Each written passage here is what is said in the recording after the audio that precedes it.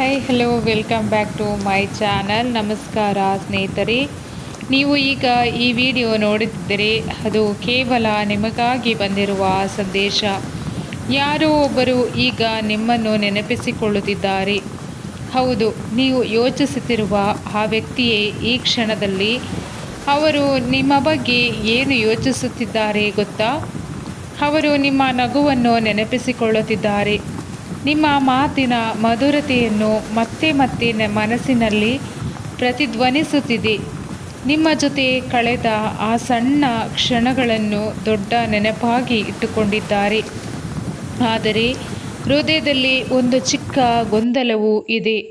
ನಾನು ಮೆಸೇಜ್ ಮಾಡಲೇ, ಅವಳು ಅಥವಾ ಅವನು ಇನ್ನೂ ನನ್ನ ಬಗ್ಗೆ ಯೋಚಿಸುತ್ತಿದ್ದಾರಾ ಎಂದು ಅವರು ಮನಸ್ಸಿನಲ್ಲಿ ಕೇಳುತ್ತಿದ್ದಾರೆ.